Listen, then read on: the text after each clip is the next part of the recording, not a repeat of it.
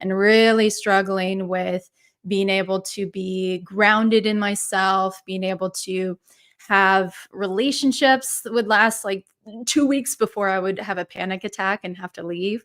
I struggled with eating disorders, and I struggled with childhood depression. And coming into, I was 18 when I found yoga and really found the first time of what it felt like to be calm in my body.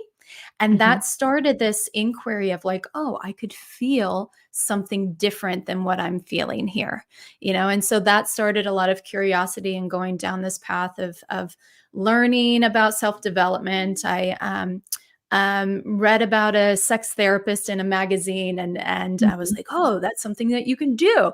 And at that point, I hadn't even had sex yet. It was still something very scary to me. It was really scary to be in my body. And so I applied to be a doctorate, applied to the doctorate program in California for Okay. marriage and family therapy. So I was just like, I'm going in. I'm just going to learn as much as I can. Let me just immerse myself Mm. and discover how to, resolve my own experiences, my own challenges, and then Mhm. transform that into the way that I can support other people in their process. Okay, so really quickly, sorry guys, I thought we were live. I thought we were gonna get bumped on live automatically. So just to reintroduce Dr. Cat Meyer, she is a licensed psychotherapist, and a psychedelic sex specialist, and she also specializes in sexual trauma, healing sexual trauma, through, I believe, ketamine therapy specifically. So we're going to be getting into all the things today. And right now, we're just talking about her introduction into the space. So I want to Mhm. also ask you, were you afraid to sort of follow this career path in terms of, I feel like as women, it's so easy for us to be judged or overly sexualized or seen as promiscuous even, or like was it a topic of taboo in your family? Like were they like, why in the hell are you going into this? There's so many directions to take that one question.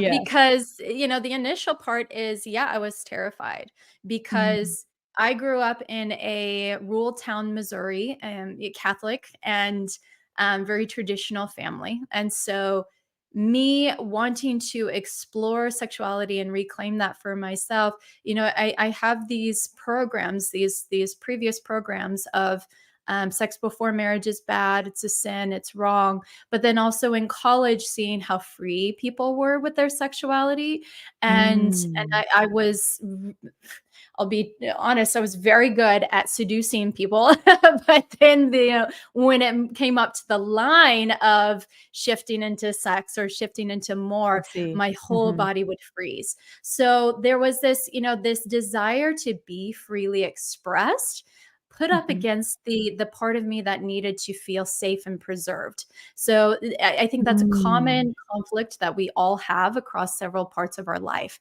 this conflict between freedom and preservation.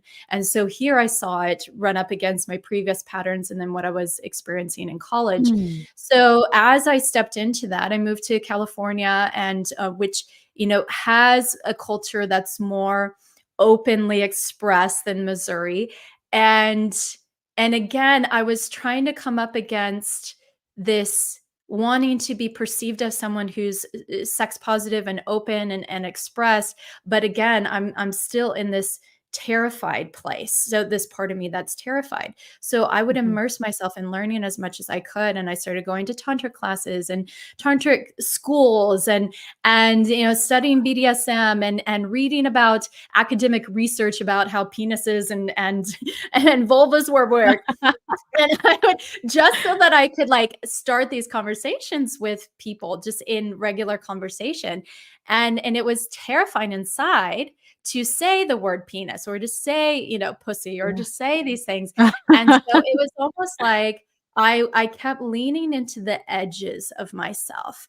And sometimes, the Mm, edges of who I knew myself to be, but like, these very uncomfortable moments. And there certainly were times in my exploration where I would extend beyond a boundary, which is a boundary is, this hard line of what we're actually available for. And then I would feel the repercussions of overextending myself, and then having to learn, okay, that was a Mhm. boundary. That was a hard boundary. But inside, there was just such a hunger and a drive to heal that and to be sex positive and to be fully expressed, that sometimes that part of me would win out. And so I think in any of our journeys for healing or expanding or discovering who we are, there is this interesting pendulum that happens where we will go towards healing and go towards this other quote unquote expand version of ourselves. But Mhm. then we can also overextend, or we can also swing back Sure. to previous patterns that we do. So that's what my journey looked Mhm. like. Okay. You know, what this is really making me think about is the programming of purity, this purity Mm, programming, which is, and especially for women, right? Once you become sexually active, you have stained yourself and you will never get that sense of purity back. And especially if you're coming from a more religious background. And so it sounds like as you are experiencing the innocent curiosity of sexuality and what that meant for you and wanting to play in that space, there was like the religious undertone of, but what if I lose my sense of value? And so I'm curious to know how you reprogrammed being able to move forward in like mm. this playground of sexuality while still maintaining your sense of worth. Yeah, and I think that that's a lifetime lesson, Yeah, because yeah. it's not so much that we arrive in one place and that's it, Mhm, because we might change inside, but these parts of us, these young parts of ourselves, these little inner children of ourselves are still there and can come up in certain experiences. At the same mhm, time, our culture hasn't necessarily changed. We think that it's changed, but it might have just changed in our community, or people that we surround ourselves with. But the culture at large still is repeating a pattern of suppression and of judgment and of eh, yeah, I guess, yeah, judgment, mhm, mhm, mhm, undervaluing us. Like, I am still seeing every single day this pattern of the inner conflict of the Madonna and the whore. So you refer to the purity concept. mhm, You're dirty or you're stained if you do this thing that is not allowed. And we see this played out covertly all the mhm, time. mhm, I get into conversations with girlfriends of mine who were invited to be a part of something and then were uninvited because of their overtly sexual expression of themselves. Or for any of us who are sex educators on Instagram, and we speak openly about erotic practices or breast massage, or how to have multi-orgasmic experiences, and then we're shut down. Or even if I have something, and this happened yesterday, where I post something that just refers to a body in worship. I think it said, ask him how to worship a goddess. And it mhm. was taken down. There was nothing, overtly sexual about it at all. Yeah, But yeah. it just shows us that these are parts that continue to exist in our environment. And so, how do we create a inner relationship with our own selves? How do we create inner stability in our own selves, so that even if the world is still chaotic and still experiencing some level of judgment or ridicule, how can we find that inner safety in our own selves? And so for me, that has been it's been a lot of therapy. It's been, a lot of consistently creating space for myself and showing Mhm, up to the triggers, or showing up to the moments where I feel mm, flutters in my body, or I feel contraction, or I feel like a feeling of smallness, like I want to shrink away, and getting curious about what that is.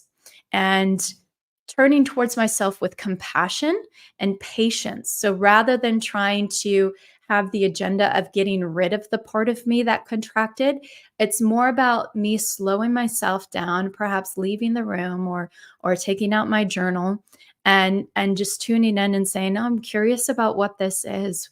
What is it responding to? What is its perspective about the situation? What is it feeling?" And then getting to know, like, perhaps what's the belief that this part of me is holding? What is it afraid of? And then Mhm. ultimately, what does it need? Does it need comfort? Does it need safety? Does it need to just be heard? Does it need to feel free, like it can express itself? Does it feel like it needs companionship? And, how Mhm. can I self source that rather than Mm. having to need to Love that word. outsource that? Yeah, Mhm. Mhm. I think Mhm. sometimes we can outsource safety, and then we become dependent upon that thing being available for us to feel safe. And that doesn't necessarily empower us. It can provide, let me back that up. It can provide inspiration of what it feels like to be safe, or it can provide inspiration of what it feels like to be um, of value or turned on. I really do believe that we can learn these reference points in relationship. And that is just an inspiration that we then need to create for our own selves. Mhm. So the last couple weeks, I had some life experiences and things that shit hit the fan, and I was like, okay, we gotta, I gotta not be so focused on fixing the thing outside of me and just focus on creating the stability inside of me. And Okay. even though the chaos was still going on, it was like I got me, and I felt a lot more held and solid and empowered with that going on. We can't necessarily change at a drop of the hat, but or by tomorrow what's going on in our culture around sexuality. Or we Mhm. might be in a community of women who shame, for me it's like I'm very kinky, and I love that part of me. And the community around me may not be as kinky. They might want more of the, again, bringing back the word purity, Mm. or the Mhm. sacred Mhm. tantric, aspect. And I really like to have pervertedness into my tantric practices. So how can I hold the inner safety for myself, even if it doesn't match the culture around me? And Okay. that really requires us to consistently show up for ourselves, to consistently find compassion, or to find the programmings or the inner voices and where those came from, to recognize that that doesn't have to be our way of operating. And what role specifically has psychedelic played in your self-exploration of your true sexual desires and fantasies? Like you you mentioned this word pervertedness, and what I'm feeling into that is more so just your soul desires as to what really turns you on in a sacred way, right? In not in a Yeah. way that makes you like this dark feminine type of energy that people will usually like label it as. It's just simply this is what arouses me and that's okay. So what Yeah. role did psychedelics play? Yeah, so even before getting into the psychedelics, I think this will help to frame it too. Tantra is one of my root traditions that I work from. And Tantra is the practice of recognizing the divinity and the humanness at the same time, Mhm. the Mhm. immanence, which is humanity, and the transcendence, which is divinity. So, recognizing that all of the feelings that we have, all of this life curriculum that we're on, is all divinely okay, Mhm. and we can Mhm. use each of these human aspects and experiences that we have to to move towards transcendence, move towards healing. It's all okay. um so to even be with some of these words that we've identified as not being sacred or not being spiritual. I don't Mhm. believe through the lens of Tantra. Like, we are all on our spiritual path, and it looks different from one to another. And that doesn't mean that one person is, quote unquote, more spiritual or less spiritual, Of or course. the hierarchy of better or worse. We are all just in our own life curriculum, and that's just looks very different. So Mhm. similarly, one of the works that I do is pairing Tantra with BDSM or with kink, and transforming people's perspectives of what BDSM means. I think many of us have given the program that it's whips and chains and pain and degradation, and sure, that can be an element of it. But from where I work from is using scenes to transform our consciousness Mm. into to finding wholeness with ourselves, which is very the tantric perspective.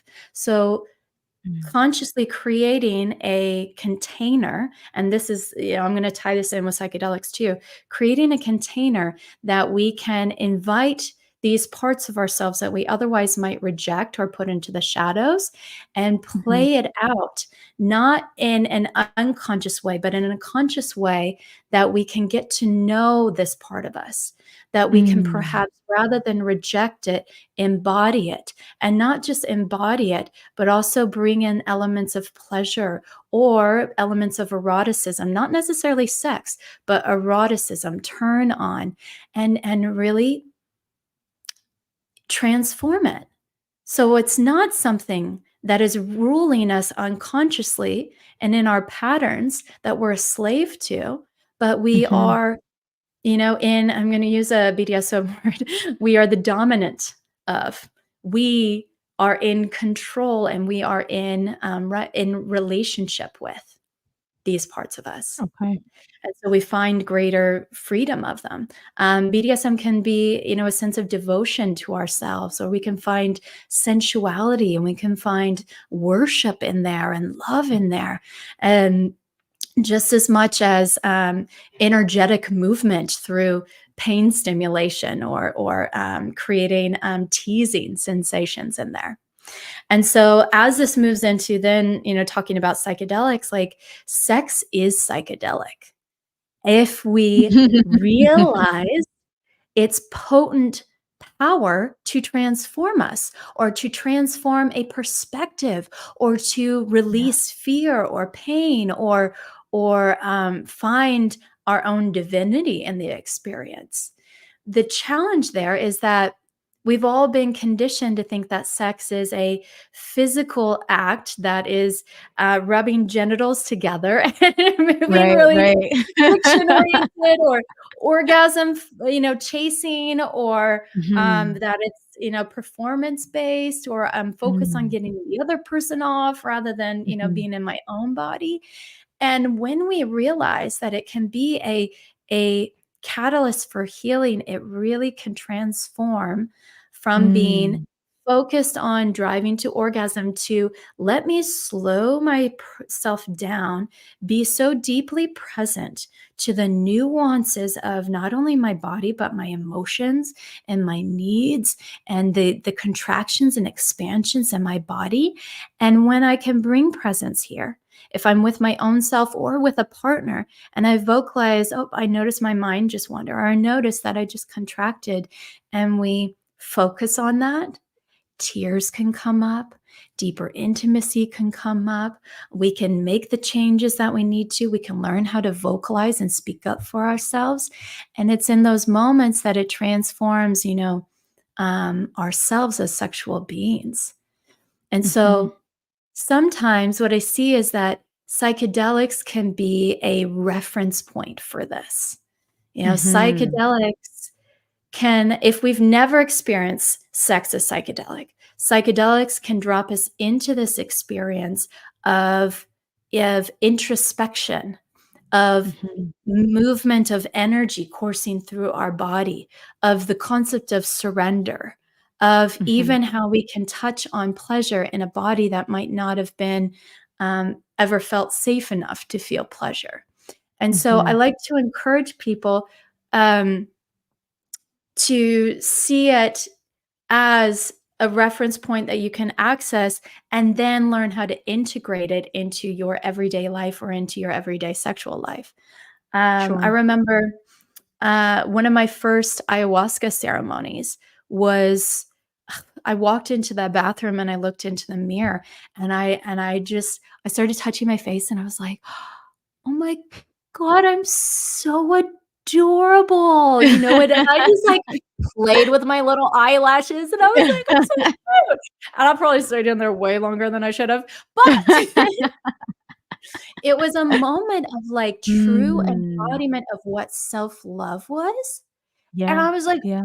before that, it was just an intellectual concept that I was, like, teaching Mhm. people, and, like, people are like, "Yeah, Mhm. just self-love yourself or just love your body," and all this stuff, and it's like, Mhm. And it's like, what honestly is that even? Like exactly, Uh-huh. exactly, it's like, what is that? And now I had the reference point of what I was looking for, and that could transform my I work love that.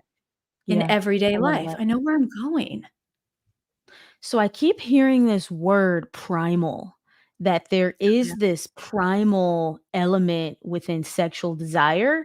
And I Mhm. think that is the part that people are afraid of experiencing, like to be sort of out of control and letting Mhm. that desire take you over and leading you where you need to go in an interaction with a partner or someone else or just simply with yourself.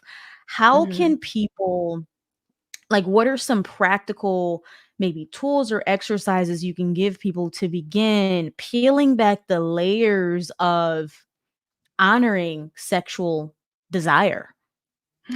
This is such a beautiful question, and the fear of letting go is one of the biggest Mhm. reasons why, individuals struggle with orgasm. So, to be primal is at the core of your animal instinct that we all contain in our body and is the Mhm. absence of filter, of monitoring, Yep. of really, uh, logic. It is it is instinctual. It is a Mm. reaction, right? And so I think the conscious awareness part of ourselves can look at that as dangerous. If I don't Mhm. control or monitor myself, what are the consequences of me being instinctual? And so we can inhibit this part of us can inhibit our power or our emotion or our feeling because it's afraid of the consequence. And that may be the consequence of what if I get overwhelmed with this big emotion? Am I going to Mhm. fall to the floor and not be able to pick myself up? Or will I Mhm. be lost to anger or grief forever? Will my anger hurt somebody? Will I let go of myself to full abandon and have a weird looking face or body that's going to be judged by somebody else? And then I'm going to see their disappointment on their face, or I'm going to see their rejection on their face. And so to hold space for that part of us that's afraid, and then to recognize that on the other side of this is our actual fullest powerful potential. If we tune this into in terms of energy, scientifically, our nervous system, the health of our nervous system allows us to be able to hold higher states of emotion or higher states of feeling in the body. Mhm. And if we have, a nervous system that is um, uh, more frozen, if we're stuck in frozen states or more anxious states, then that does impact our ability to hold higher states of Mhm. energy or even orgasm. And Mhm. so, similarly, if we don't allow ourselves uh, to be able to, whether it's train our nervous system or learn to be able to let go into that experience, then we're not going to be able to reach the full body orgasms or even just our fullest potent, like powerful erotic expression. And so Mm, an element of being able to create a container for ourselves, and a container is, how do I want to describe this? Okay. We have a relationship with the I'm going to use these terms of masculine and feminine. You can also use the terms of yang and yin. In this sure. sense, I'm going to use the terms container and chaos. And so, container being the quality of something or someone that is holding, that is solid, that is present, that is secure, that is safe, as a way to be able to hold our, whether you want to call it femininity or chaos or big emotions or fluidity or expression or creativity or, yeah, movement. And we cannot reach our fullest expression or power or chaos or creativity if we don't feel safe, if we don't feel Mhm. held, if we Absolutely. don't feel that either our presence is holding us or someone else's presence is holding us.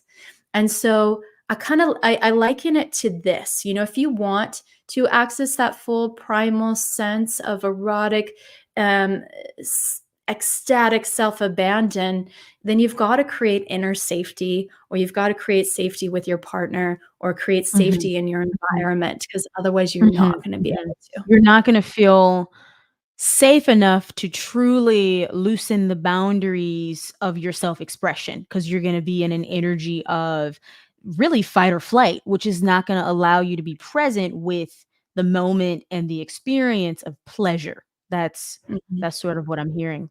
So, Yeah. not to cut you off here, but this is because we're talking about safety, it's making me think about sexual trauma. And I think that it's really difficult for people to feel sexual liberation in their interactions if some of the first experiences that they've had with sex were either distorted or Yeah. associated with abuse or associated with I mean, really it's shame. If someone violates you, there's a lot of shame that could come with that. How can people begin to rebuild trust in their own body and with someone else when they've had an experience of sexual trauma? Yeah, yeah. And I can even speak from my own journey of having sexual violation as a child, and then again as in my adult years, that it is a process of learning to develop a relationship with your own body, and not even before Mm, body love, even before body acceptance. There needs to be an awareness of the body and a mhm, listening to the body. I liken it to three A's. Attention, so just having the awareness and the connection to how your body speaks to you in mhm, symptoms, in contractions, expansions, hungers, thirsts. Allowance, meaning giving your body permission to need what mhm, it needs, whether it's a break or a nap or food, or friends. And then the last one, affection, which is loving kindness, whether it's touch or appreciation, or doing your hair or your makeup, or wearing something that you want to, through kindness rather than through a mhm. strategy for protection. And Sure. so, as an individual, working on those three things is really important. And then I would suggest working with a trauma informed therapist or practitioner to hold a container for you so that you can learn what it's like to unravel, to have Mm, meltdowns, and not be a complete like puddle left in and abandonment on the floor over here with nobody Yeah, else there to yeah. be able to care for you. And that Mhm. helps to create a reference point for somebody to learn, oh, this is how I can be my own container. This is how I can take care of myself so that I can Mhm. cry and fall apart and Mhm. then still be Mhm. okay. So I see Yeah. my job as a therapist of really holding somebody so they can have those cathartic releases and insights and awarenesses and Mhm. go to the depths of that's required to like move through traumatic pain, but then learn how to self-regulate and learn how to have introspection and patience and self-compassion and rework some of those inner patterns that is Sure. really hard to do by yourself.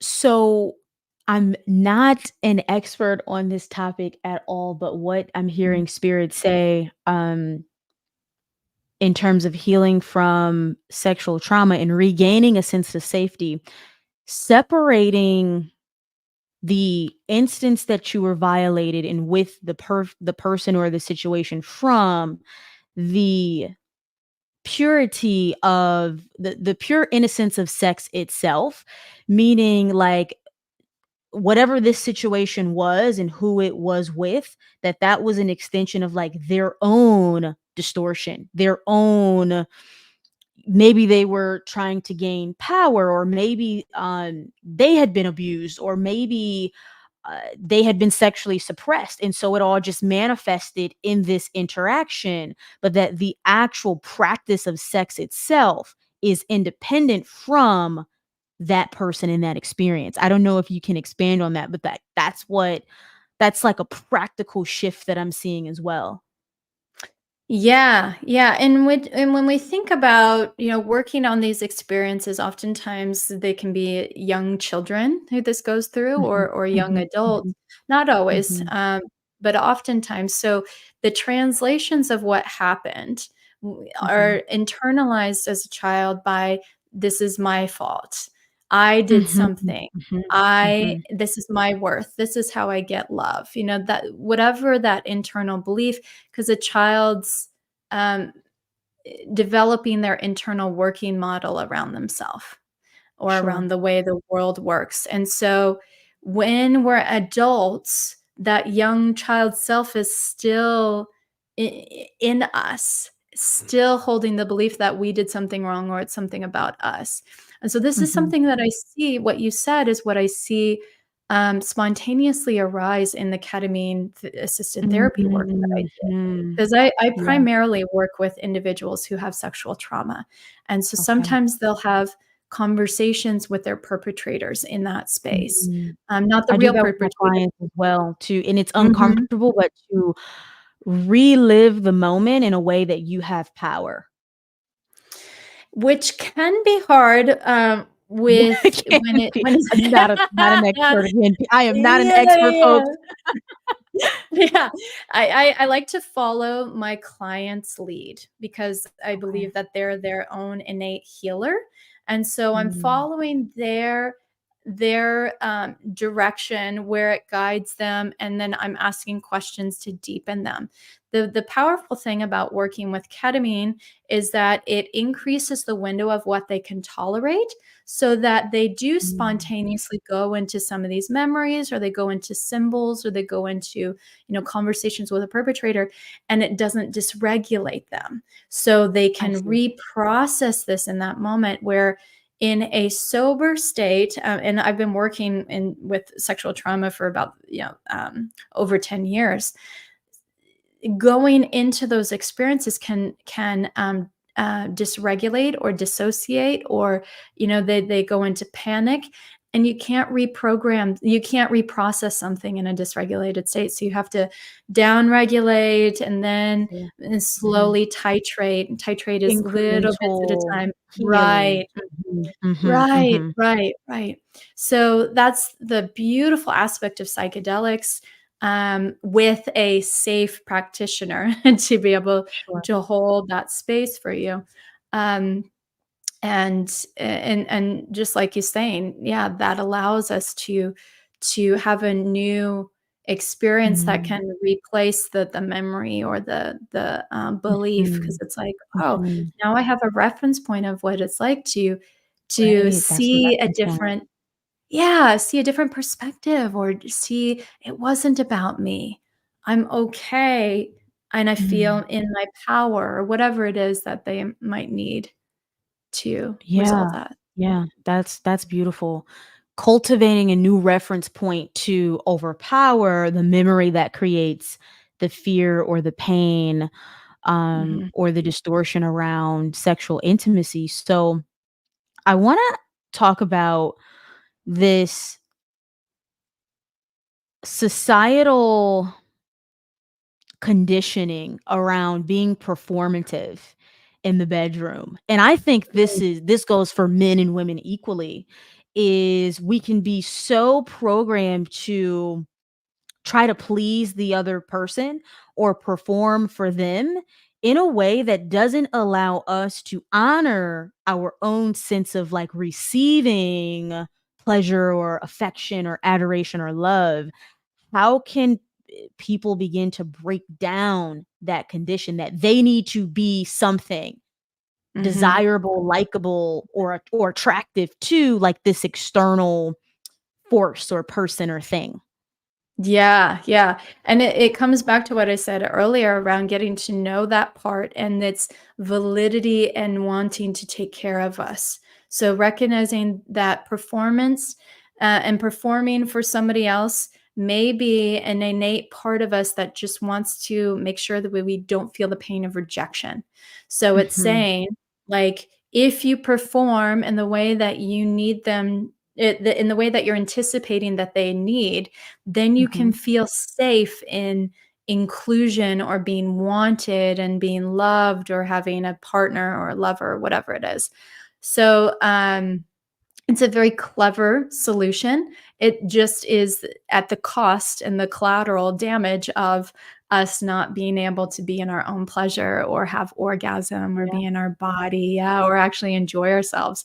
We might be perpetuating their little finger movement that we fake an Mm, orgasm for, and that isn't actually mhm, gonna contribute to mhm, our own orgasm.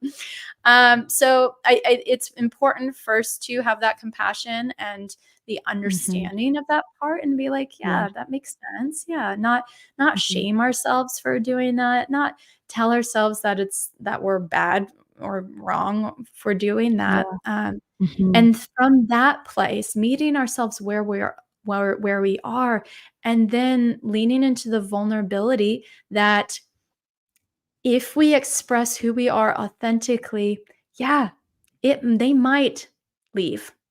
They might say no. mhm, They being might, left, yeah, but yeah, and that is not inherently about our worth or who we are. It just perhaps maybe hitting up against the limit of their emotional availability, or this may be us leaning into a more empowered version of ourselves. And mhm, so, how do we cultivate this erotic being that we are? And it may be leaning into the vulnerability of learning new skills, or about learning to be in our body, or learning about presence, or learning about how to ask for what it is that we want or need. And all of that is vulnerable, and all of that cannot mhm, guarantee that the other person will meet us in that, because the other mhm. person, bless their heart, is also a product of our culture and of Yeah, miseducation yeah, their around own pleasure. programs and Right. Yeah. conditions on the topic. So, I find that if you are comfortable in your own body, then you are comfortable to share your body. And so if you're trying to share your body and connect with someone, but you are not yet in, like, you just haven't explored your own sexuality enough on your own, Mhm. and of course that can look like self-pleasure and a bunch of different things, but if you haven't done that, it is, in my opinion, going to be difficult to feel confident when you connect with someone else, because your sense of being in the sexual energy is reliant upon someone else being there. So, what can you share about self pleasure? I know tons of Mhm. people who are ashamed to even engage in sexual pleasure, like, with Mhm. themselves. Yeah, yeah, and it's even, it's even more, you said people who haven't started this exploration, but I also wanna include people who have been doing Okay. self-exploration for a long time and still Mhm. will have And still. moments where they feel self-conscious about their body. I'm Mhm. Of thinking course. back to, there was a time this fall, I was so bloated and I was about to start my menstrual cycle, and I was just so hard on myself, and I Yeah. noticed it, and I said it out loud, and I said turned to my partner, I was like, "Right now, I'm noticing that I'm being really hard on myself, and I'm Yeah. picking at my body," and he just Mm. goes, "Oh, well, welcome," and we have a name for this part, and it's called pancake, and he's like, Mm. "Welcome, pancake. Do you wanna be hard on yourself today?" And I was like, "Yeah, okay, we'll give it 5 minutes to be hard on itself, Mm. and then we'll check in." And so there was so much permission to be in the humanity of it. Mhm. And when there's Mhm. permission, it can dissolve the power that part of us can, the shame or the guilt part can have over this. So Mhm. it's again emphasizing that we all have moments of insecurity. We all have moments where, and Mhm. we like to identify as being super self evolved and above these programs, but Yeah. they still come up. So and that's so beautiful that you have, I don't know if this is a past or current relationship, but have were able to cultivate that environment of Yeah. communication and allowing someone to know what your triggers are. Because I think a lot of the times, we can these things are just in our mind or in our head, and someone may not even have an idea of what makes you uncomfortable, what makes you feel insecure, what makes you Yeah. feel unlovable. And if you can't vocalize that, then you can't create a space where you can be supported within that. So this is making me think about, what if someone is not in a relationship or engaging with someone consistently sexually, and let's say it's just like you meet someone on the street today and you guys go bang it out. How do because it happens in the moment, Mhm. how do you begin to take authority over your, I guess, your ability to express your needs, even with someone that you're connecting with sexually for the first time, without, because I think the fear is like, "Oh, I'm gonna ruin the moment if I make this, like, Oh, super yeah. serious." I think especially as women, we have been programmed to, like, you don't dull the moment, like, you have to, you know what I mean? So, curious to see what you have to say about using your Yeah. voice even when it comes to a total stranger. Yeah. Past lovers, and I'm in a committed relationship right now, but before that, past lovers, that was the one thing that they always felt that they were so attracted to. My Mm, ability to own my vulnerability and express it, because it then mm, created an atmosphere of it's okay. It's okay to mhm, make mistakes. It's okay to ask for what we need. It's okay to be less than perfect. And I really believe in that. And that the creating the ethos starts with me, and I can't wait for somebody else to make that initial, vulnerability to then be like, "Oh, okay, now it's safe to be myself." No, I have to start that. And so even mhm, if it's with somebody who is a new person or a new lover, how I take authority of my own body and express, or to say, um, I remember with one lover, I said something because I thought I was being cheeky, and it got misinterpreted, and they said something sharp back, and I paused, and I just felt the tears starting coming up, and I was like, "Oh, I think we mistranslated," and I noticed I was trying to be playful and silly, and that got okay. mistranslated, and then it dropped them into this very real, vulnerable space, and they were able to Mm, meet me there. So to really mm, encourage people, like, your needs and your vulnerability, and really practicing being able to say no or say, "I need something," does not mean that you're automatically in a committed relationship. It means that mhm, you're cultivating a real one, even if it's a momentary lovership. We want to be able to create connections that are authentic all the way through.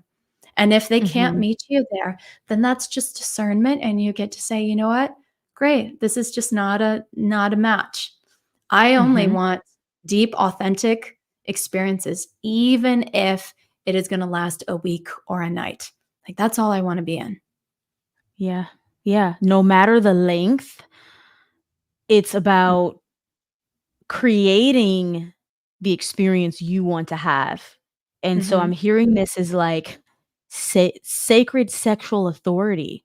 It's Oof. okay to I know, right? Yeah. Sacred sexual authority, being able to tell people what we need and Mhm. how we like to how we would like for them to fulfill those needs.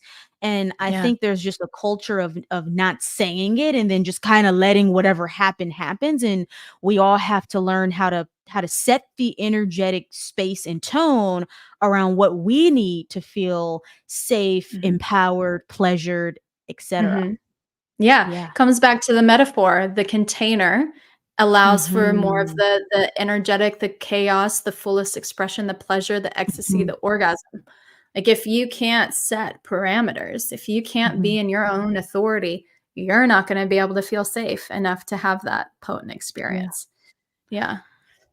And so I want to talk about celibacy because a few folks here, I don't know if you can see the comments, but they're talking about like there are a couple of people here who have been practicing celibacy.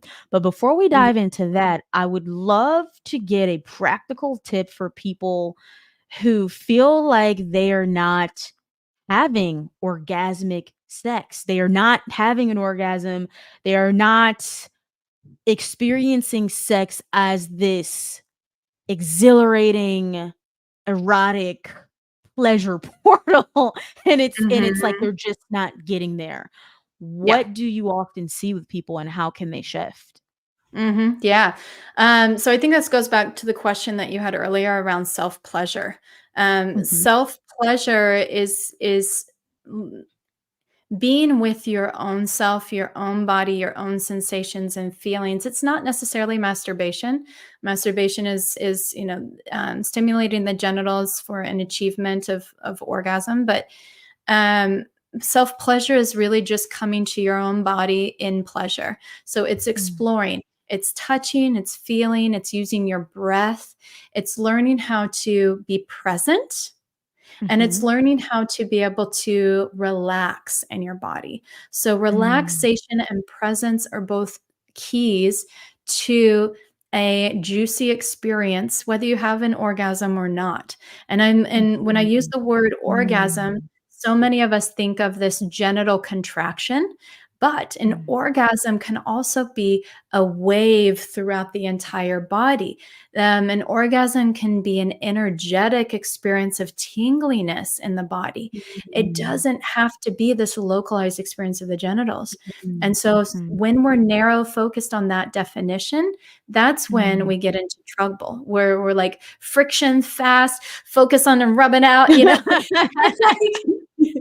But we're tensing and we're Okay, narrowing our vision and we're driving to something, but your body may actually be operating in a different way. So, okay. pussy owners, vulva owners, we oftentimes need to learn to relax the entire body and just be in more of a fluid wave like experience. I like to think Mm, um, and so I'll say how it transformed for me. When I started having sex with women, I realized that sex could be very different. That it could mm, be a okay. dance between two bodies, that it could be playing with the space between our lips and the air and the touch, and it didn't have to be just like driving it in, hitting it hard. But how could I be a dancer on their body? How can I Okay. use my hips and move and my whole body undulate? How can I create pauses and draw out teasing and anticipation in space? How can I vary up an experience and just allow pleasure to be my compass rather than orgasm be the finish line? Okay.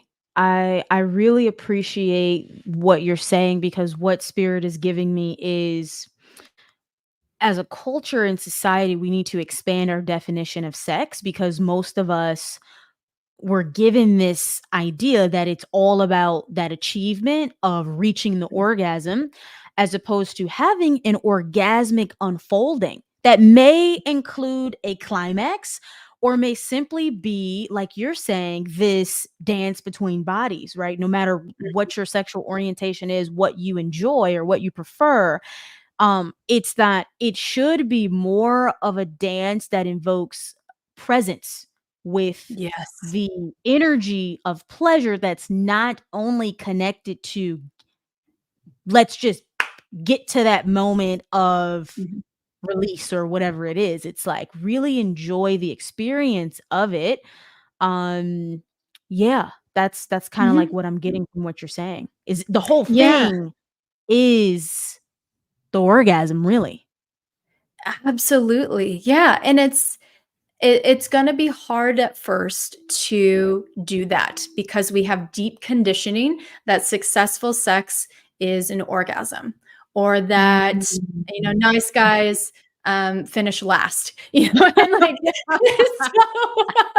so, like, can we allow a sexual experience Mm, to unfold the way it does? And when we feel complete, whether there's an orgasm or not, can we say, I feel complete?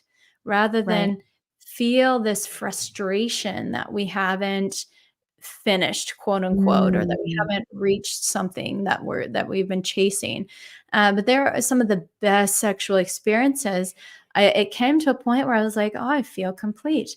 And I checked in with my mm, partner and they felt the same, or they felt, okay, um, can I finish? I would like an orgasm. And then it's like, okay, yeah, of course. Or, whatever it is there a negotiation between two people rather than, I think, yeah, there's this common story of, the woman being in her head being like, well, I want him to get off so that we can be done already, because she has already mm, completed, but she doesn't give herself permission to say, I feel complete or I right. feel done. And so she doesn't say anything. And then she puts up with and tolerates this, experience that she's not fully present in just because she's waiting for him to get off and then be done. And Mm, so yeah, that yeah. that just perpetuates, and it can perpetuate some of the dysfunction, whether we concept of losing your orgasms, or I'm sorry, your erections, or premature ejaculation, or functioning of our genitals, because we're like, it has to look this way and this is how it has to operate, and then we have to have an Mm. orgasm I rather than. also think there's this element of not getting the other person to the finish line for men and women. Yeah. So if a person is complete, but they have the programming of, well, are they satisfied? Are they happy? Are they complete? That they get what they need? And then associating that with value or worthiness. And I Yep. think I'd love to hear your perspective on it, but this is kind of funny from spirit right now. But what I'm hearing is it's really not your responsibility hmm to get the person off, so to speak. And if we could all adopt that, we could be more present with what's happening with our body. Yes, yes. So that's what, that's the teaching. So it's like, can you be in your own body in sex and take responsibility for what you need to experience what you want, whether it's an orgasm or a different type of touch or pleasure, and then take the responsibility to communicate that to the other person. Now, this is different than selfish sex, which is someone who is not Mm, taking into consideration sure. the care and the need and the other person, but it is about sovereignty in your pleasure and in your Presence. orgasm and in your Mm, experience, your erotic experience. Absolutely. mhm, And so mhm. those are two different things. And I think we're afraid of being selfish and that's just a different experience altogether. But Mhm. when both people can take responsibility for their own erotic experience and what turns them on, and then asking for that and negotiating with the other person so that we can find a place that works for both people, then it helps us to uh, unenmesh our needs. Whereas Okay. if we take responsibility for getting the other person off or even turning on the other person, then we enmesh ourselves with them, and it's poor boundaries, first of all, and it perpetuates these the dysfunctions and the challenges, or Mhm. the because we're saying you're the one that has to figure out how to get me off, Right. and that's you're like, That's, like, they're so not in much my body. pressure. It, like, completely takes the Yeah. fun out of the whole thing, right? Like, who wants to Yeah. feel like that? No, I know. And it's like, you're not in my body to know what my body needs, like, and I'm just gonna stay Mm. quiet because you don't know how to, like, eat me out properly. But what if you were like, "Oh, okay, if his tongue did something else, this thing, and then now I can tell that." And that's me taking in sovereignty and Yeah. responsibility for what I need Mhm, to get where I need mhm, to go mhm. rather than outsource Lots that. of throat chakra unlocking here, being able to articulate your needs without shame. Mhm. And I wanna ask you, has there ever been a point in time where you practiced celibacy? And Mm. if so, what did you learn from it? If not, what are some of your thoughts surrounding celibacy? Yeah, I think there was, there's the unintentional celibacy. I don't know that I I've never intentionally taken that for myself. I think there was one time where I was like, Okay. I'm on a dick break, but I still self-pleasured. I was like self-sourcing my own eroticism and making myself my best lover. So I Mhm, think, if somebody were to define what that means for them, what are the parameters of it? And then what is the intention that they're getting yeah, from it? It brings yeah. a lot more conscious awareness to the practice. I have Mm, had clients, I've also had colleagues who did intentional celibacy practices for 3 months, mhm. 6 months. One, she even did it for 2 years, and she was a highly sexual individual. So she took Wow. 2 years to cultivate that. And what that did for these individuals who reported back to me was that they said they found a lot more clarity in themselves, that they Mm, focused mhm. on, and it wasn't that they just took the practice out. They added additional self-development and self-awareness and therapy practices in there. So I think that's really important for people to understand. It's not just, let me just take this out. It's, Yeah, what are you doing to with that time? sure. I love How that. are you I love using that. that as medicine? Mhm, Yeah, versus mhm. just an experience. And so that can help us to detangle from programs and patterns that we might find ourselves in, as especially if we find ourselves in patterns of unhealthy relationships, or the same type of person, or distracting ourselves, or I don't know. What's your relationship with your own eroticism and your own sexuality, or Mhm, sex with other people?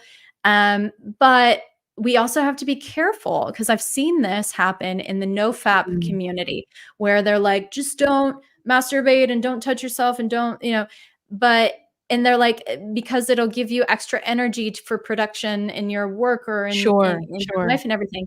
And we have to be careful with that, because that can inadvertently create shame, and it can Mm. create a disempowerment from an experience that's very natural and powerful. But we just got to bring conscious awareness and intention and into this, rather than just cutting it out. Yeah, in my own experience, I'm just more of an intuitive person where if there's a need for me to spend more time with self, I will do that. Mhm, But I've never it just for me, it actually doesn't work when I try to say, "Okay, we're gonna do this for X amount of time," right? Because that deadline might come and mhm, your spirit, your soul wants something else. So what I would, and again, I'm not the expert on this, guys, but mhm, from a spiritual place, what I would suggest is be fluid with yourself and be present with what is needed and relevant for you now and do not feel the need to be militant and stick with something that's no longer in Mhm. resonance, right? You may Yeah. need to use celibacy as a tool to deepen a sense of self. And Yeah. then your spirit will let you know when it's time to expand beyond that boundary. You could literally go out and meet a random stranger today, and for whatever reason your body wants to connect with that person.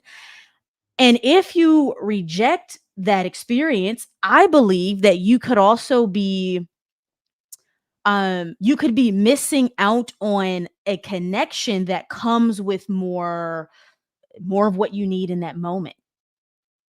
Mhm. Yeah, and to Fluid. emphasize, Aaron, you are such a like, you've cultivated your intuition.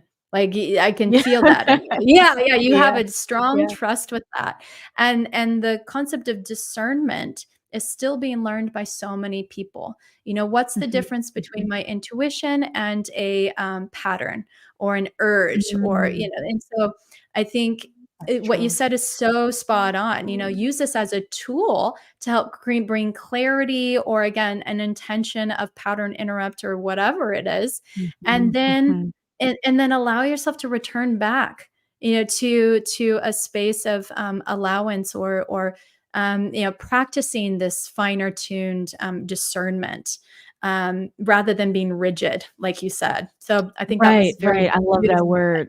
Yeah.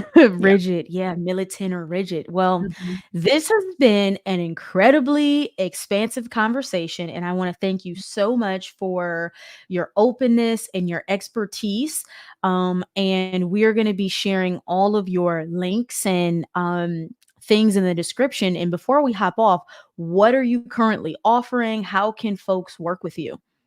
Yeah, yeah. So they can go to sexloveyoga.com, where they can work with me, individually. I do, coaching. I also do ketamine assisted therapy work. I do integration of psychedelics and prep. I'll also be offering, retreats for using ketamine and sensuality for couples and individuals. Right now, I have the wait list for that, and that'll be announced in the next week, for Okay. 2024. And then I have online programs that people can take at any time at their own leisure. Okay, well, thank you so much, beautiful soul. And thank you all for co creating this moment with us. I will be back soon with another episode.